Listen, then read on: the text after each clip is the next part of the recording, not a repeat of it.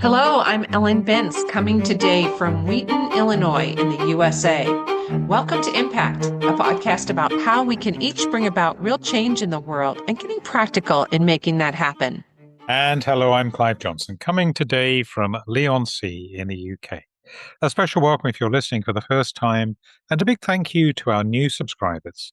Each week, we look at one aspect of how we can connect our hearts to offer healing for others with our collective intention, prayers, and meditation, and go behind the headlines of a critical happening in our world that needs our attention right now.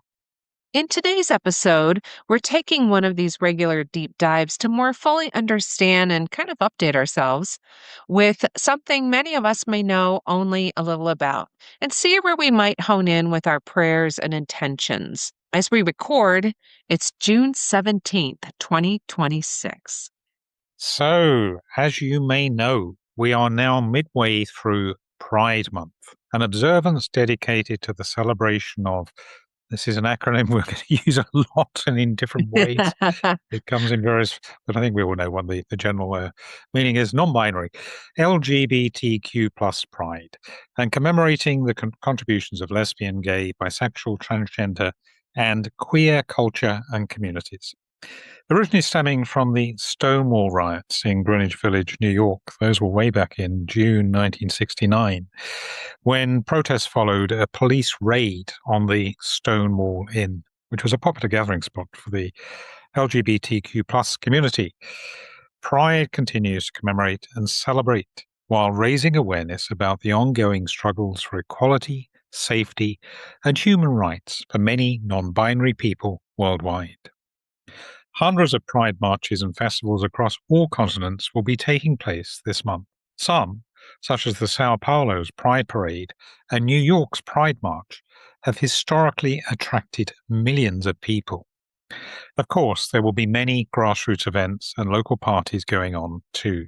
There's sadly a long list of challenges to equality being faced by many LGBTQ plus folk, including rollback. I think we're just going to say LGBT, aren't we? From now on?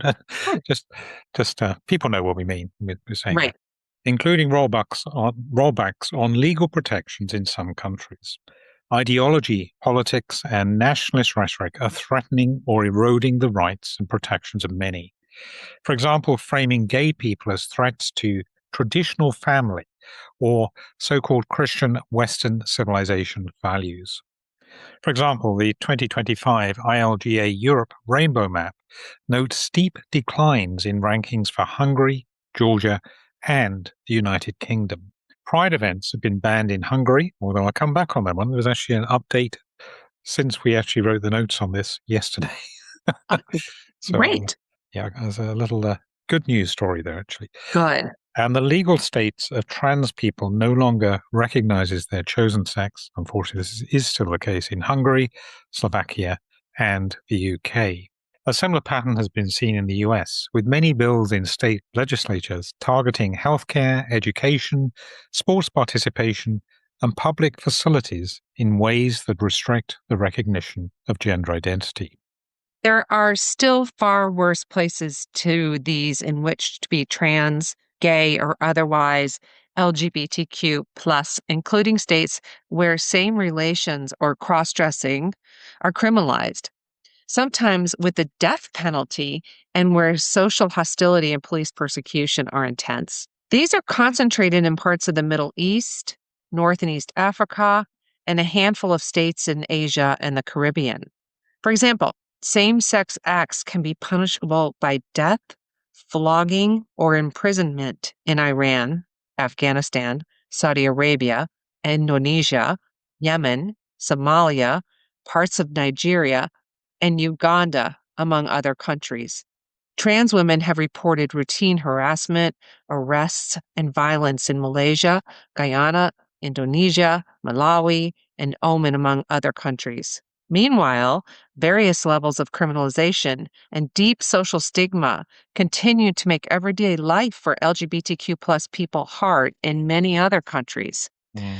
In contrast, countries such as Iceland, Malta, Spain, Sweden, Canada, and New Zealand are frequently cited as being among the safest and inclusive environments for non-binary people. And it's the things to celebrate and have hope for that we thought we'd take as our theme for this episode. Hmm. We probably should say as well that of those countries that have homosexual relations on death, technically the death penalty is available to Mhm. to use as a sanction. That my understanding is it generally isn't, at least not what's publicly reported. However, floggings do take place. I remember seeing one reported last year in Indonesia, which was really quite Mhm. appalling. Yeah, yeah. And there's obviously imprisonment and real stigma and abuse. And Well, I had friends who were in Uganda. Steve was a nurse there, and Jim was staying there for a while with him, and they had to flee in the middle of the night mm, mm, when the law yeah, changed. yeah, yeah. Yeah, It's it was very scary. oppressive. Yeah. Mhm. I understand in parts of Nigeria as well, that's the case. Mhm. So, what actually is pride? Pride is about self affirmation, both that held individually and collectively. It insists on the dignity, equality, and visibility of ourselves based on humanity rather than sexuality. It is a response to a history of shaming, criminalization, and erasure of non binary people. For gay, trans, and other non binary people, it says, I am not ashamed of who I am, while declaring publicly that our lives and loves are worthy and deserve full human rights. It is a conscious recognition of our own worth against messages from others that we are sinful, sick, or inferior. Pride is then a belief that we shouldn't have to, or simply shouldn't, hide our true selves, or try to pass as heterosexual or cisgender in order to satisfy others or avoid the hatred of some. Neither should we accept being second-class citizens. Collectively, pride bonds LGBT communities, enhancing the sense of being okay and worthy, valuable human beings. It gives courage, reminds those who are perceived as different that they are not alone, and of course makes a large public statement too. In this way, pride celebrates, is not about triumphalism, but being joyful about surviving and confronting prejudice, buoyed by mutual support from the many who are a part of or who recognize the beautiful diversity of identities and relationships that fall outside binary norms. I love this definition of pride. Mm. Yeah, it just makes it so healthy and moving forward. So, Clive, I'm curious to know what pride means for you and what you're doing during Pride Month. Yeah, yeah, yeah. Well, the latter question, I am planning to go to a Pride event this coming Saturday. It's the Essex Pride. That's my home county. Takes place Mhm. in the county town or county city, I should say, of Chelmsford. I'm Mhm. not quite sure how deeply I will get into the festivities there. I'm not a great fan of crowds and so on, actually. And there is a big music event going on, which will go into the early hours, I think. So I probably will give that a miss. But I do hope to take part in the march that will go on there, Mhm. perhaps just to enjoy some of the kind of carnival atmosphere, really, and really to give some support to others taking part. Right, right. Do you know other trans people right in your area who will also be at the parade? I do know at least one or two are going to that particular event, and actually there's one that I've not seen advertised yet. It may be just because I haven't looked out for it, but it's usually later in the month. When I did take part in last year, a march in my own city, which I was very much focused on trans interests. Last year, especially, we had an episode on this, of course. So last year was Yes. just after a new ruling on Yes. legislation on identification of what sex means in law, ruled on by the High Court, and that was really a setback for a lot of trans people. But what it means to me, I think that definition we've just described, it is really about affirming who you are. It's about not being Mhm. ashamed that Mhm. you do not conform to the sexuality or the gender markers or Yeah, whatever that others believe you should conform to. right. And certainly for many in my generation, that's something that's only really come about in, I'd say, the last 20, 30 years. Many people feel really Right. comfortable and free Right. expressing. Certainly when I was growing up, that was not the case. sadly, even within the, not that I personally encountered this because I wasn't open at the time, partly, I suppose, but I Yes. certainly knew what the views of the church were at that time, Hmm. for example, and what ridicule and stigma would have been there in my school, my secondary school, and so on. And had I kind of come out, so it is a sense of, look, I'm okay, I'm worthy, I'm not sick, I'm not any less deserving, Absolutely. or You're any proud of more who you are. deserving is not one or the other than Right. anyone else. So Right. it's a similar kind of declaration. I think a lot of women have, for example, in terms of Right. equality. And I think when you, like I have, come to appreciate, well, my goodness, this is, even with someone of faith, this is something that is absolutely perfectly fine. And I am very assured in my own faith, in being Hmm. fine about this. Then, when you overcome what might have been shame or suppressing who you are, the authenticity, that is very liberating. And it's not about pressing your views on others or telling others you hold a particular view on, let's say, theology interpretation, Right. that they're wrong. It's just saying, let's get on together and let's just. Can I tell them that their theology is wrong? Well, I have my own views on that. I have my views too, but they're views. They're misinterpretation of original language. The way people interpreted that. It's not really views. If you go back and you study theology No, in a no, scholarly way, yeah, you understand that's not what it said. no. I find No. it very sad. I mean, I know one person, local church community here, who left the church because they didn't like the church's Right. inclusiveness. Essentially, Hmm. they thought this is Oh. going against, the teachings of the Apostle Hmm. Paul and so on, and Hmm. they actually left. Yeah. And I find that very sad. Actually, Yeah. it's we should be able to tolerate difference of views, Mm. in my view. Right. Well, if we understand the Yeah, true, if you're gonna cleave to the Bible, you better understand the origins of it yeah, and what things meant, because the verse that gets quoted so often for demonizing homosexuality, when you drill down and you truly translate it, it actually was more pedophilia interesting, isn't it? The and language. men with young men. Yeah, yeah, yeah, yeah. And isn't that ironic It is. considering It is. who promotes that as, I've demonizing? posted quite a lot. I won't go into it here, but on the trans issue, there's only one verse in Deuteronomy that's actually used very often as justification for anti-trans, and I've posted extensively on that. And of course, coming back to what does the Hebrew really mean according to rabbinic teaching. Yeah. Again, it's often not properly understood. But I think pride, it's something that's still evolving for me. So it's only very recently I realized, well, on Facebook I can change my, like, you have a profile on Facebook. Yes. That's a great space, very public space for Yes. expressing. And there will be people that see that are shocked or don't like it or whatever. And I'm not doing it to upset people or trouble people. But at the same time, we have to be free to express ourselves and to allow Right. ourselves to be seen, I think. So pride is very important. It's existential, really. It's not just an excuse to campaign and get together with others in the same community. And of course, not just others in the same community, plenty of people that support and love Right. The diversity. allies, Yeah, yeah. Hmm. yeah. Yep. Mm, Which I consider myself to be. you Now, are. I'm curious to know who will be attending the Pride Parade. Oh, Will I would no, I think. mean, will it be Clive or will it be Claire? Oh, this almost certainly will be Clive, Okay. partly for practical, mainly for practical reasons. Yeah, but there will be thousands. There will be thousands Yeah. there who are. Hmm. Same in Chicago. Yep, You know, it yep. will be. It's huge. My It's old huge. city, Brighton, is a very gay friendly city.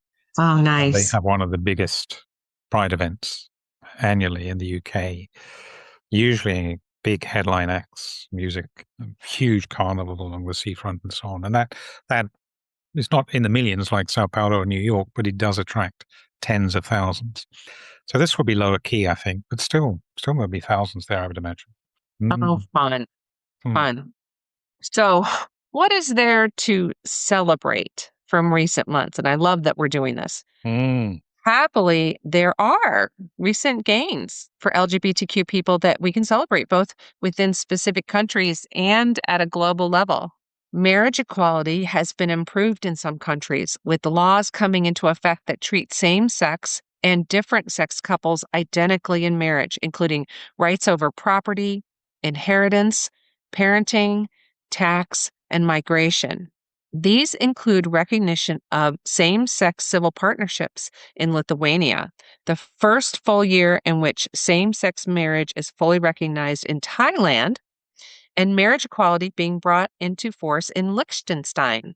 Poland now recognizes same sex marriages performed in other EU countries, marking a significant shift from its previous LGBTQ free zone politics. mm. It is quite a move, that one. Yeah. Mm, And moves to remove criminal penalties for same sex intimacy have been seen in some countries, including Dominica and St. Lucia, recently decriminalizing consensual same sex conduct, joining a growing number of states in the Caribbean who have enacted similar legislation.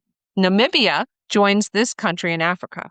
Globally, UNAIDS notes that 123 countries do not penalize same sex relations, the highest number ever recorded, reflecting steady progress away from criminalization over the last 10 years. mm.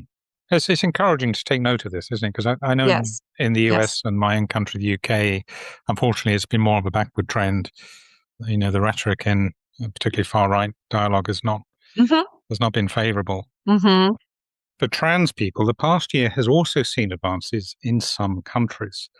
Germany adopted a law allowing transgender people to change their legal gender through self declaration, removing intrusive medical and bureaucratic hurdles and aligning with best practice self ID models.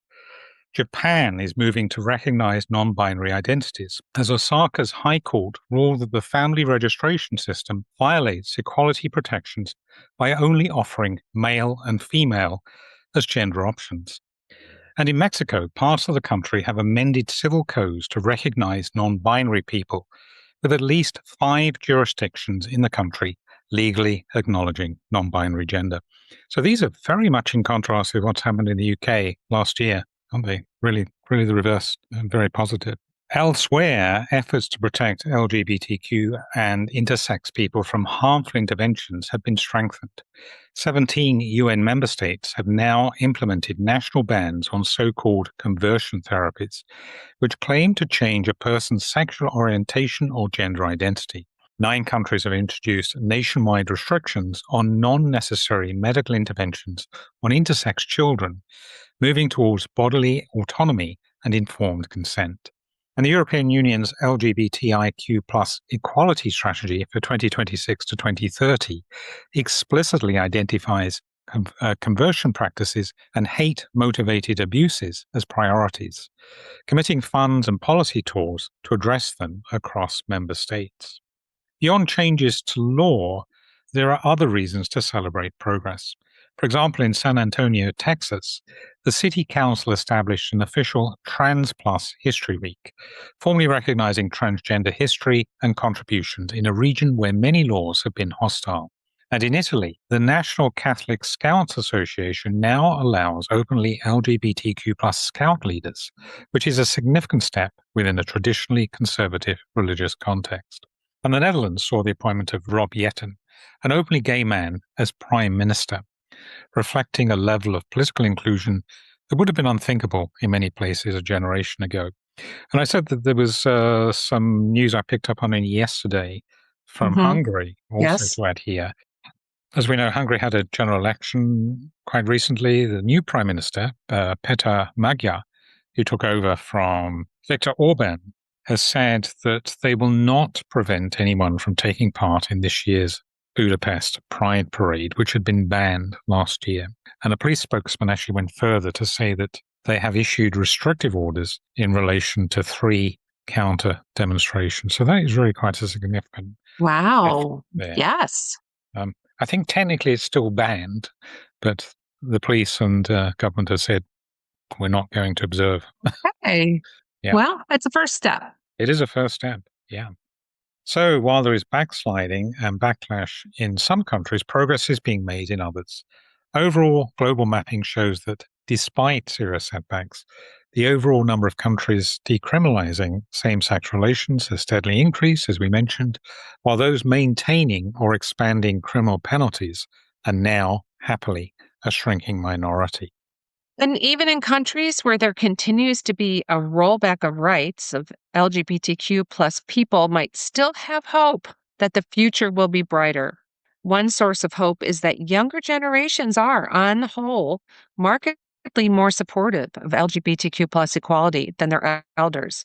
In the United States, surveys show that young adults consistently express higher support for non discrimination protections and marriage equality than older age groups, even where overall support has plateaued or dipped slightly. Recent analysis notes that younger Americans fundamentally believe that LGBTQ people deserve respect and equal treatment. And that's a quote. Mm, Similar age gaps appear in other regions where polling finds rising acceptance among younger cohorts, even in societies with restrictive laws. This, quote, generational replacement effect means that over time, electorates and professional elites like judges and journalists and teachers are likely to become more queer affirming, even if present politics feel hostile and change takes time. In several countries with harsh or worsening politics, courts, constitutional and state bodies, and local governments are quietly or openly resisting anti LGBTQ plus measures. Often these are serving as brakes on draconian federal orders, slowing or partially reversing national level rollbacks and keeping legal pathways open for future progress. Numerous distinct state and local actions in the US this year have resisted or blunted federal or executive attacks on LGBTQ plus rights, such as safeguarding gender affirming care or school inclusion. These include the use of governor's vetoes, state level court challenges, protective state laws, and local non discrimination measures. The American Civil Liberties Union 2026 map documents hundreds of anti LGBTQ bills in state legislatures and notes that a significant share are vetoed, defeated, or blocked in court, thankfully. mm. And in parts of Europe where anti-rights forces remain strong, with regional parliaments and courts blocking attempts to dismantle equality laws and strengthen sanctions against anti-LGBTQ plus hate, as seen in Spain, and in the repeal of LGBTI free zone resolutions in Poland. And in the USA, where federal protections are being stripped back, as we know, civil society groups are using state constitutions, ballot initiatives, and strategic litigation to defend reproductive and LGBTQ related rights, creating pockets of robust protection even under a hostile national administration. Another reason for hope is the tenacity of movements on the ground, some of whom are forming stronger alliances with other marginalized groups, such as those concerned with women's rights, racial justice, disability, and migrant organizations. This opens the door for mass protests, continuing a quiet persistence that states that while the backlash may be organized, so is the resistance.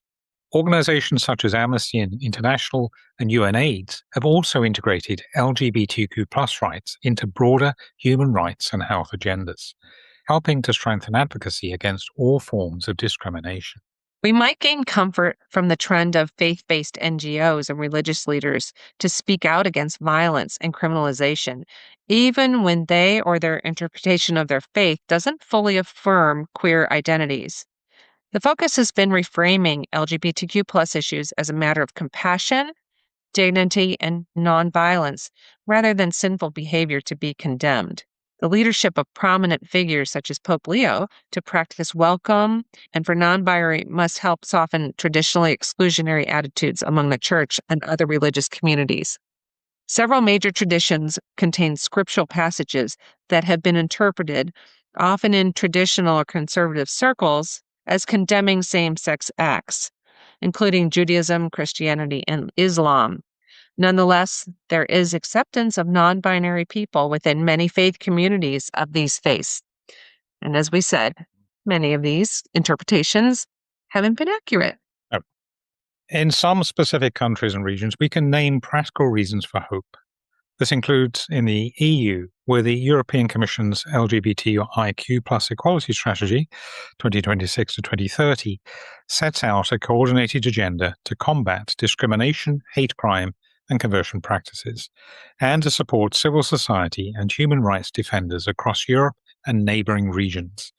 And we shouldn't forget the role of popular culture in continuing to profile and normalize queer stories, helping to shift norms and opening space for conversation. TV series such as Heated Rivalry have become global hits, normalizing LGBT characters and relationships for mainstream audiences. Greater visibility in the media plays an important part in reducing the stigma of being non-binary, while exposing and educating people about the lived experiences of folk. I think that's always very important here, that people get exposed to it. They don't, Hmm. when Hmm. we have particular views about the other, and if those views have been Hmm. stoked up by unreliable witnesses, shall we say, then that's very important. In turn, the fear that fuels prejudice is continuing to be confronted, if still facing stiff opposition from those who choose to stoke hatred. I have not heard this series, Heated No, Rivalry. no, I hadn't either. There's quite a few, though, I think, Right. and a lot of soap operas, for example, I believe, Mm. run Well, stories, and yeah, yep, seems like in almost every movie or whatever, yep, LGBTQ plus people are represented in some way these days, and I and love certainly in that. pop culture as well. Yes, for sure. Absolutely. The picture for LGBTQ plus people worldwide, and we would argue for societies as a whole, may be less than rosy in many jurisdictions. However, as we've seen, there's reason to be hopeful and to celebrate the progress that is being made in some areas. As Pride Month reaches its climax, let's acknowledge the positives and give thanks for the progress that has been made. Mm. So, where might we hone in with our intention and prayers? So, this is the point you may wish to bookmark to come back to as we invite you to join us in sending intention, indeed celebrating and giving thanks. We'll put a bookmark in the show notes as always to find this point when you are perhaps ready and feel able to give proper time to this. As always, we'll mention a number of things in fairly quick succession, so you may wish to pause between each of these.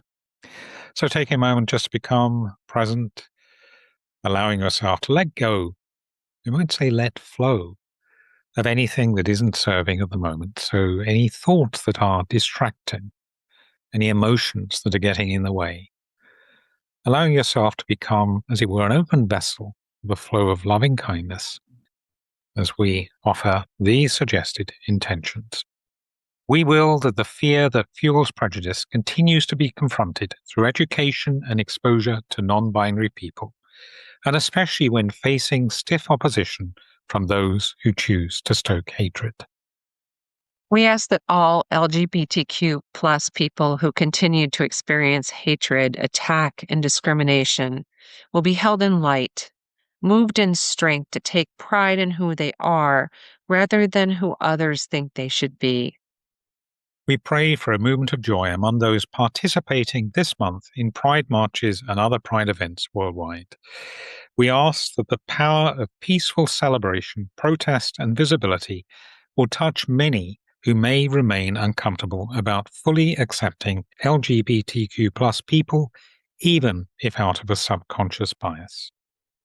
We will that the actions of individuals, local and state courts to challenge discriminatory rollbacks originating at federal or executive level will be received with conviction, respect, and a desire to achieve the highest good. We pray that the media, politicians, and religious leaders will continue to call for tolerance, respect, and hospitality towards all people, irrespective of their sexuality or gender. And this week, as we mark Pride Month, we suggest holding as our main intention. We give thanks for the many recent examples of progress and resistance to rollbacks against LGBTQ plus people's rights. and will that these will serve to motivate continued movement toward full equality and acceptance of non-binary people in all societies. Mm. Please join us in holding this. And if you're attending or supporting a Pride event in the coming weeks, go celebrate, advocate, commemorate, and let everyone around know that we are one. Indeed. Go and let your hair down Mm-hmm. and absolutely enjoy. Or just go and witness, if there's a march going by, a parade or a carnival, just go Mm-hmm. and enjoy that and celebrate. With people in our town last weekend. Mm. Yeah, in the park, Oh, wonderful. our big park. And our church provided games. Unfortunately, I couldn't attend due to a conflict, but I saw pictures and it looked Mm. wonderful. So I like that idea of breaking bread together. And Definitely. It's beautiful. yeah. Beautiful. Hmm. And the flags are actually quite a few, and I don't know them all, but there are quite a few different flags for the various. We've spoken here of LGBTQ plus, this convoluted and hard to say acronym, but essentially it's talking about non-binary identities within each of these separate communities, really, Hmm. and they each have their own flag. But they're all very colourful. I absolutely love the rainbow. colours. Yes. It's about diversity and difference, really. And as we said, having exposure, the more people understand something about the lives of people who are non-binary and perhaps overcome false assumptions, Hmm. which are often there, Hmm. then I think we can really make progress. And as we said, there's reason to be thankful this year. There have been a number of countries taking bold steps. So this intention focus for this week, while it may sound very ambitious, is not far off the mark, really. Right. If we hold that positive movement forward, there will be a tipping point, They will. an even Absolutely. greater tipping point. Because, Mm. yeah. So that about wraps it up for this episode. Remember, you can connect with us in the Facebook group and for live intention holding in Clive's daily Insight Timer offerings, and with me in the Labyrinth Activist Network's Zoom calls. Details of how to hook up with these are in our show notes. Look out too for our next special topic episode, which we'll be releasing in the next few days. Thank you for listening and for sharing with us and holding intentions. We look forward to connecting again next time. And in the meantime, Thank you. Go well. Stay safe. and remember, we are more powerful together. Impact is presented by Ellen Binns and Clive Johnson and produced by Impact Productions. Our theme music is by Chris Collins and our logo artwork is by Auto Classic. Subscribe wherever you get your podcasts and please leave us a review on Apple Podcasts, Spotify, Audible or your favorite podcast provider. We're a non-commercial podcast dedicated to people of any faith tradition or none who yearn for healing in our troubled world. Please pass on the word so others may join us in making an impact. Thank you for listening.